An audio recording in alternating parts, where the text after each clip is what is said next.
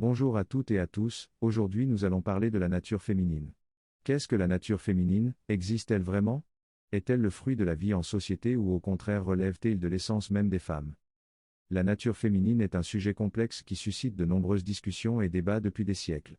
En tant que concept, la nature féminine englobe un large éventail de caractéristiques, de traits et de comportements associés aux femmes et à leur identité de genre. Certains arguments soutiennent que ces traits sont innés et biologiquement déterminés, tandis que d'autres avancent qu'ils sont influencés par des facteurs culturels, sociaux et environnementaux. Quelle que soit la perspective adoptée, il est clair que la nature féminine a une influence considérable sur la façon dont les femmes sont perçues et traitées dans la société, ainsi que sur leur propre estime de soi et leur identité. La notion de nature féminine est complexe et controversée, car elle implique une certaine idée de l'essence ou de l'identité des femmes. En général, la nature féminine fait référence aux caractéristiques, aux traits, aux comportements et aux rôles sociaux considérés comme typiques des femmes. Cette notion est souvent influencée par des stéréotypes et des représentations sociales qui peuvent varier selon les cultures, les époques et les contextes.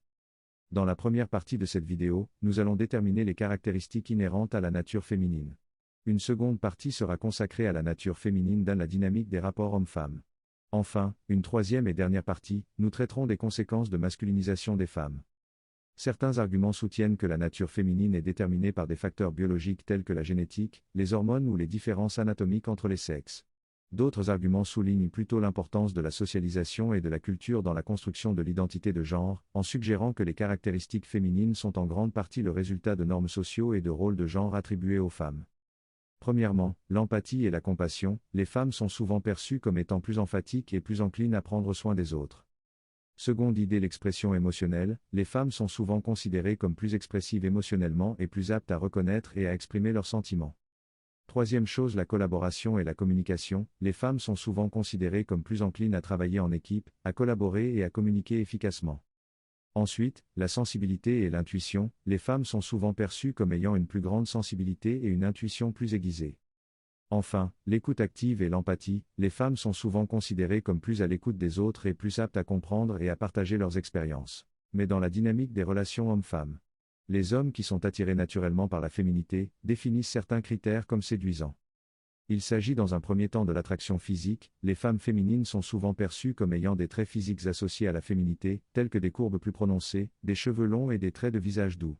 Ces caractéristiques peuvent être considérées comme attrayantes pour les hommes, en partie parce qu'elles sont perçues comme un indicateur de la santé et de la fertilité.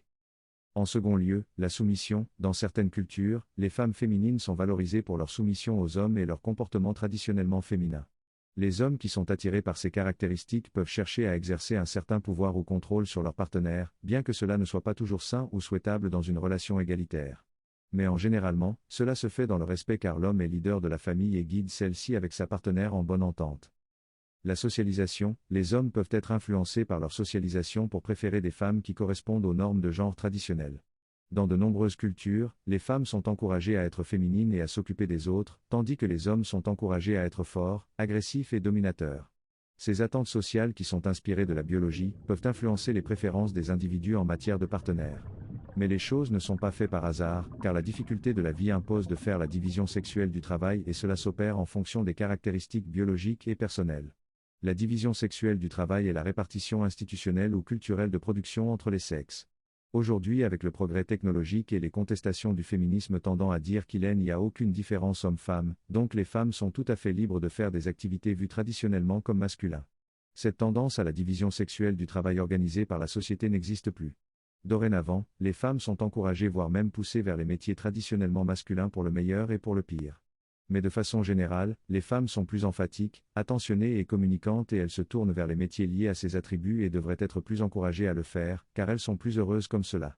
D'ailleurs, les études montrent que dans un pays égalitaire comme la Suède, plus les femmes sont libres de choisir leur métier et plus elles se tournent vers les métiers où les femmes se disent fortes et indépendantes. On peut les comprendre, les hommes n'aiment pas se prendre la tête. Enfin, les conséquences pour la société et le grand capitalisme. Augmentation de la main-d'œuvre professionnelle. Plus il y aura de femmes pour travailler avec les hommes, et plus il y aura de concurrence entre les travailleurs. Ce qui permettra aux entreprises de revoir à la baisse les salaires. Pour le dire de façon caricaturale, si un employé n'est pas satisfait de son travail, il peut démissionner, l'entreprise trouvera toujours quelqu'un pour le remplacer. Voilà pourquoi les femmes sont encouragées, disons-le même forcées à travailler. Et cette concurrence professionnelle est vécue comme une guerre entre les sexes pour beaucoup de femmes. Car les femmes dans le monde professionnel vivent la concurrence professionnelle comme un affront envers elles, alors que le monde professionnel est juste cruel, pour les hommes et pour les femmes. Violence dans la société. Cette violence de la société est le fait d'une mauvaise éducation des enfants, donc augmentation de la violence sociale. Car plus les parents, hommes et femmes, travaillent, et moins ils ont le temps de bien éduquer les enfants. Dernière partie, les conséquences d'une masculinisation des femmes dans la société. D'abord, pour les femmes elles-mêmes. Tristesse dans le secteur professionnel. Les femmes préfèrent travailler dans un environnement plus joyeux, avec du monde, dans les secteurs de l'aide à la personne, hôpital, aide à domicile, ou des secteurs qui ont certaines valeurs de solidarité et de l'humanitaire telles que les associations et ou les ONG. Deuxième conséquence de la masculinisation des femmes dans la société, le célibat, les hommes aiment les femmes féminines et donc de plus de femmes seront célibataires en devenant plus masculines. Une étude du géographe John Kotkin décrit par le magazine canadien affirme que d'ici 2030, un tiers des hommes japonais âgés de moins de 50 ans seront célibataires. 70% des femmes qui vivent à Washington vivent déjà sans enfants. Aux États-Unis également et selon CityLab, 50% de la population est célibataire. Ce qui représente 6 ménages sur 10. On peut donc constater que la soi-disant pression sociale à la vie de couple ou encore celle de l'enfantement, cette théorie est remise en question ici. Selon cet article portant le titre 2040, la fin du mariage. Le mariage devrait disparaître d'ici 2040. Les conséquences de la masculinisation des femmes de la société pour les hommes. Première chose, concurrence sur le marché du travail, plus il y aura de femmes et moins il y aura de place pour tous. Deuxième chose, rivalité de leadership dans les relations amoureuses, traditionnellement le rôle de chef de famille était attribué naturellement aux hommes, aujourd'hui les femmes remettent en cause ce statu quo. Troisième chose, les hommes ne font plus le premier pas, dans des sociétés où les femmes se disent fortes et indépendantes. On peut les comprendre, les hommes n'aiment pas se prendre la tête. Enfin, les conséquences pour la société et le grand capitalisme. Augmentation de la main-d'œuvre professionnelle. Plus il y aura de femmes pour travailler avec les hommes, et plus il y aura de concurrence entre les travailleurs. Ce qui permettra aux entreprises de revoir à la baisse les salaires.